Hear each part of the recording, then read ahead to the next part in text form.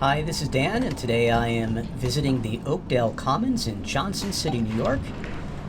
This was formerly known simply as the Oakdale Mall, and this mall fell on hard times in the late 2010s, like many malls did, and those problems were certainly exacerbated during the pandemic. But this mall seems to be making a comeback, and we're going to take a look at it. So if you enjoy these walkthroughs of malls, click that subscribe button and you will be notified when I walk through a new mall. And I will be doing that plenty over the coming weeks.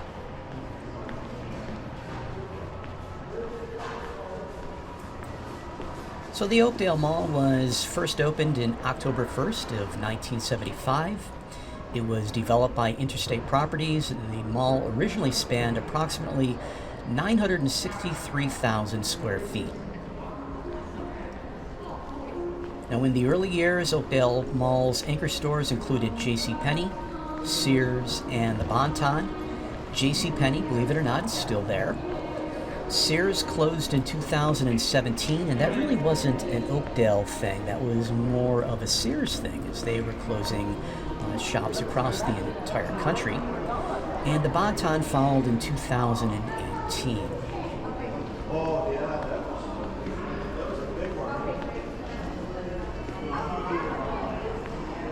For those of you wondering, we are visiting the mall on a Tuesday afternoon around 1:30 p.m. So this is a time which is usually not very high traffic in the mall. So I'm encouraged to see this many people walking among the mall and going into shops. However, I will point out that we are only 3 weeks out from Christmas. So you would expect a little bit of a spike in traffic heading into the Christmas season.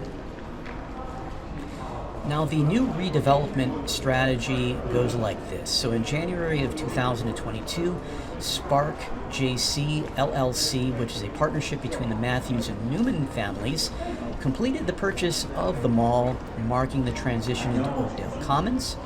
And the redevelopment strategy focuses on creating a mixed-use complex, which will better serve the community's evolving needs. And further expansion will include a 22,000 square foot child care center, which will serve up to 208 children.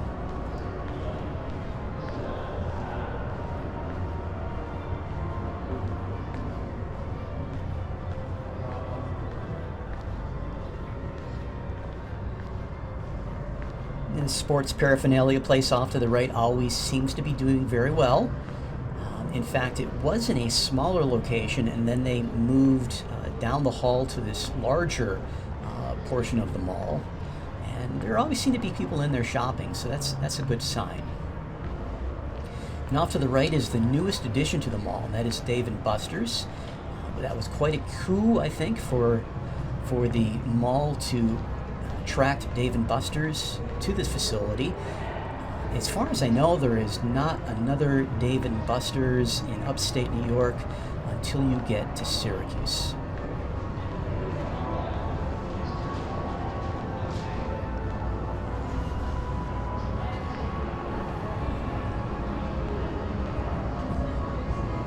Take a quick peek inside Dave & Buster's. It's usually pretty busy in there. And right across the way is a longer standing arcade, which at one time was pretty busy, and I still see it fairly busy during the afternoon after school lets out, but it has not been as busy, I don't believe, since Dave & Buster's arrived. Not surprisingly, right across the hallway. Seems a little predatory to me. What do you think? Do you think that Dave & Buster's chose their location basically to take over business that this arcade had as well, or was it just choosing the most convenient set of open spaces to expand into? Let me know in the comments.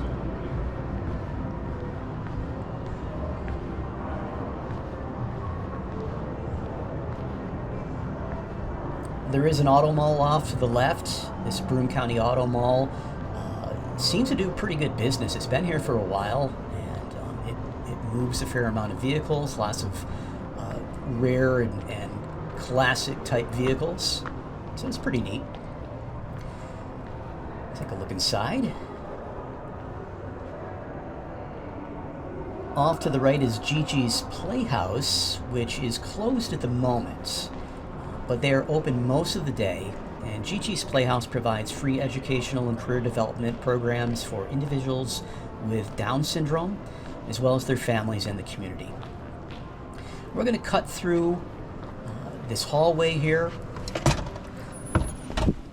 And the reason we are is because this is what used to be the old Sears, and it's now a multi-use facility with, you've got a humongous a gymnasium slash pool area, which is run by Lords and Guthrie.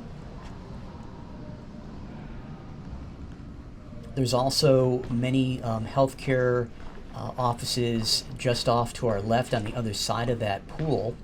But as we continue down this hallway, we're going to enter a coffee shop, Batch Coffee, which is quite good.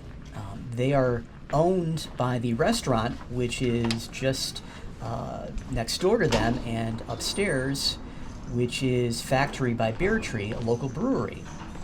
So I love to see the local restaurants getting into these malls. It's so refreshing compared to the usual mall restaurant fare. Right now it's pretty empty downstairs in Factory, but if you went upstairs you'd see a lot of people. I've never gone there where it wasn't really busy. So they do pretty good business.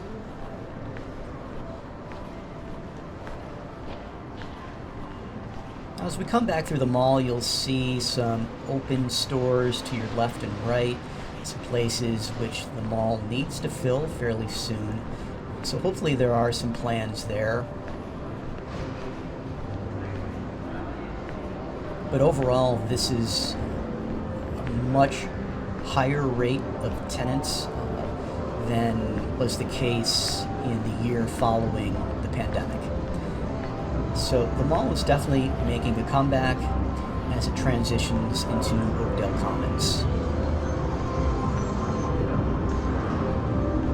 I love the local flair too. Like, you've got this oil and fragrances place off to your right, which I've never seen in another mall before, not this place anyway.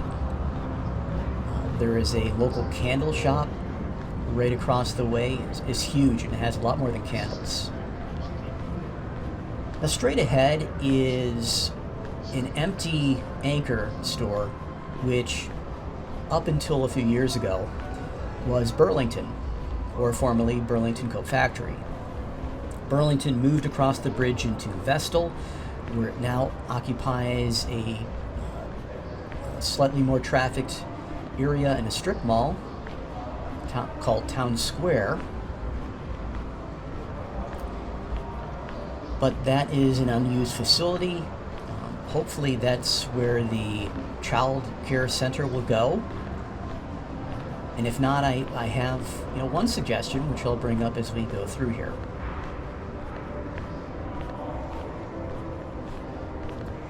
So some more local flair coming up. On the left you have an art gallery which serves local artists, places where you can buy paintings. You can also, if you come at the right time, you can even learn how to paint. So that's quite good. There's also Southwest Crafts, which is out to the right, and that has been here for quite a while, right next to Hollister, and it always seems to be doing pretty good business as well. Now you may get concerned as you look off to the left and you see all that blank space along the wall. And this, of course, is the classic mall trick, which is to cover up the unused space with a wall where maybe they'll paint a mural to liven it up, or they'll put some signs up as they have here. But believe it or not, all this space is completely full. This is the space which houses BJ's Wholesale Club, which went into the mall, took over that space just this last year. There's also a 140,000 square foot Dick's House of Sport, which we will see at the far end of the mall as we circle around. So of course, BJ's likes to control their entry and exit points. They are a membership site, so you can only enter or exit BJ's from outside.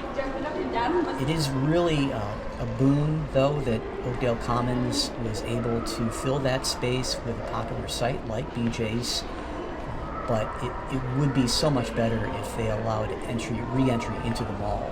Now, it isn't too difficult to walk into the mall. You just need to go down 2 sets of sidewalk and then boom, you're at another entrance. This Hallmark store off to the right is not a Hallmark store. That is a Christmas shop, which has all sorts of interesting goodies. And actually up on the left here is a corner shop which is vacant, and that's what used to be that Christmas shop. So there's a Claire's. We already saw Spencer's in the first trip through the mall, and I guess every mall needs to have a Claire's and a Spencer's. We also passed a T-Mobile sometime back, and there's a Verizon, and off to your left is going to be an AT&T.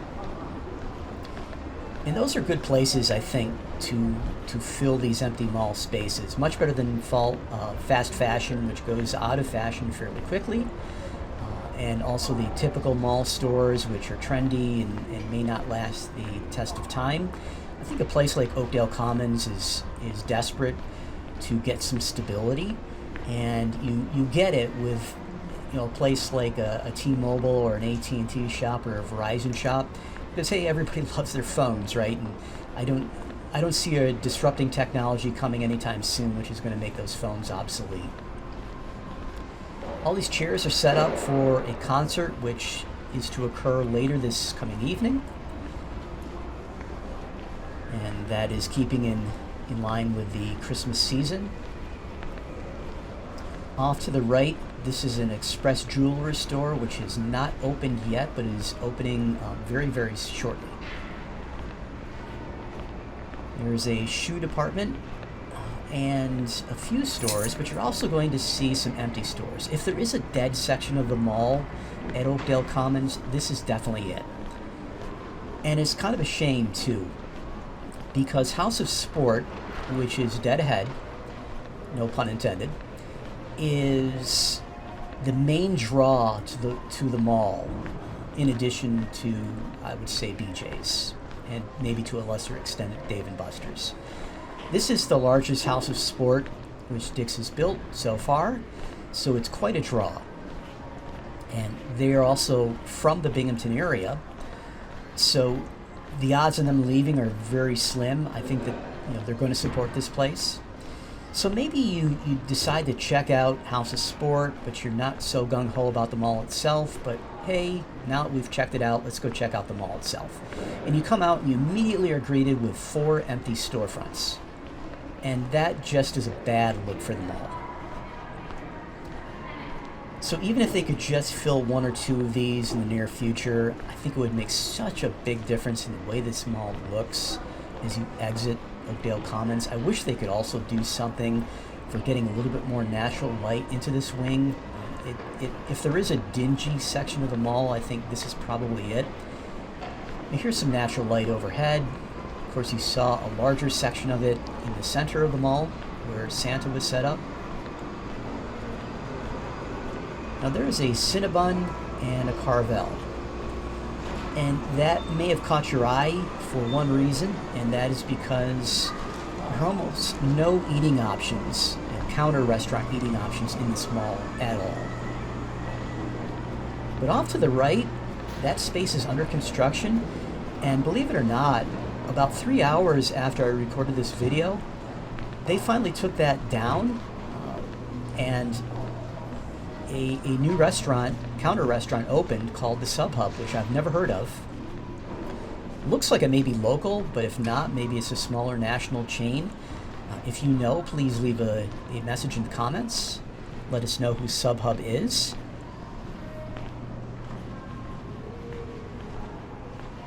Off to the right is a seasonal use store, which is, I wouldn't even say store, is a collection spot for Salvation Army. Good to see that around the holidays. But anyway, I think that this sub-hub place is going to do really well. It literally has no competition.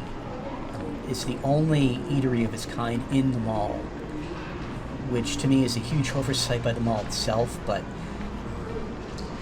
it's going to be great for them.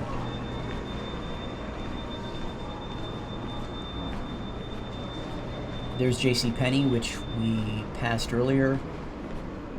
Again, I do find it pretty amazing, considering JCPenney has had its struggles as well across the country, that it's still here in the Johnson City Oakdale Commons, and it still has a lot of customers. It's still doing pretty well.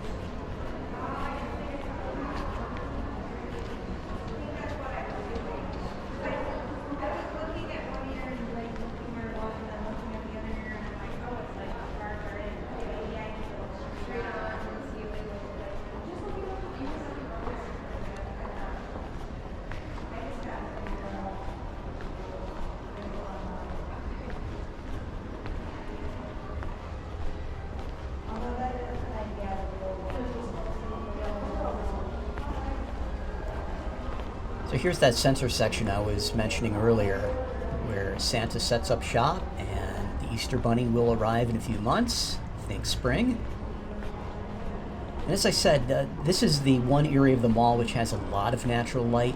I wish that they could afford to redesign the roof and let in some more natural light into this mall. I think it would really add a lot to the look and appeal of Oakdale Commons. Kind of warm things up, because they do a very good job. They keep the floors well swept and mopped. I see people working to keep the mall clean all the time.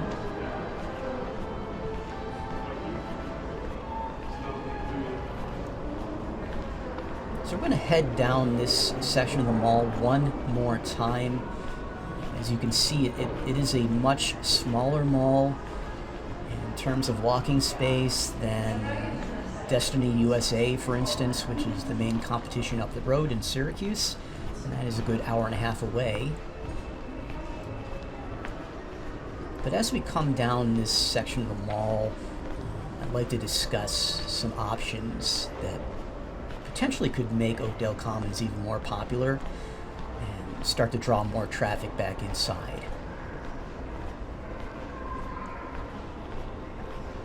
So you probably noticed as we walk through the mall that there is no food court, and there never has been a food court at the Oakdale Mall, now Oakdale Commons. This to me has always seemed like such a major oversight on the part of the mall developers. A food court serves so many great purposes besides just, obviously offering food options. It's a place where you can sit down with your family after walking the mall for a while. Maybe you're getting tired legs and you're getting hungry. And if you have an opportunity to sit down and eat, then you recharge your battery and you can go back in and shop some more rather than just walk out and go find food somewhere else. A food court can also attract people who are just coming to the mall to grab a quick bite to eat, potentially to see people or be seen. It's a great hangout for younger people. It just seems so strange that this mall never had a food court, and I don't believe it ever will.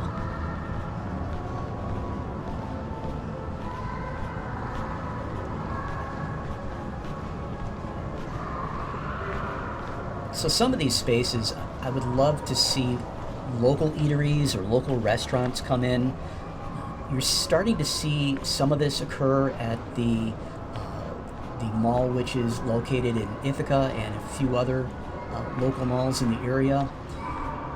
And those are places which aren't going to just leave the mall. As long as they're getting a fair rent, they're paying a fair rent, and they're getting enough foot traffic, they're going to stick around. They're not going to leave because corporate headquarters is deciding to downsize at many malls or take out a lot of their restaurants from different locations. And also, you just get obviously with a local restaurant, you're going to get a higher quality of food. you're going to get more diverse options. And that's just a reason that people will come to the mall in the first place is to eat a local meal, and then they can go back into the mall afterwards and shop.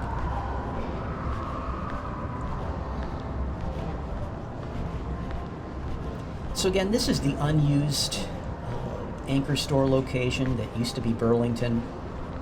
We've got a child play area off to the left, which is usually a lot busier, but at 1:30 in the afternoon, most kids are in school. So what do we do with this area? I would love to see that become the child care center, but if not, why not put in a food court? Why not take up the space with a nice spread out food court with a lot of seating? You could add in some walking areas, maybe put some plants in there, add a little bit more natural light, and just try to give it more of an outdoor feel to it. And again, I strongly believe that a food court in any mall is a major reason for people to shop longer, to stay and give the businesses their business for a longer period of time. And it can even be an excuse to go to the mall in the first place. So hopefully there is a plan to add at least more food options, but certainly a food court would be the best option if they can find the space. That's a large space that Burlington occupied, and it's open.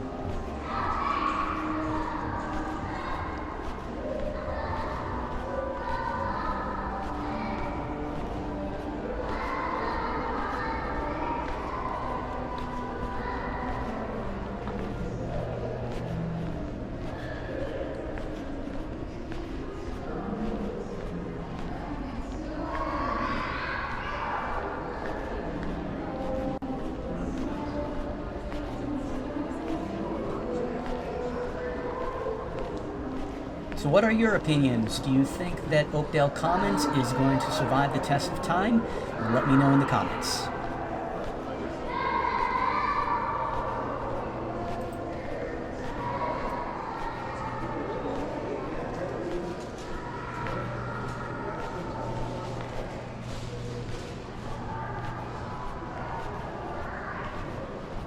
I'll be walking through many more malls in the coming weeks and months, so click that subscribe button so you get notified every time I upload a new video. Thanks for watching.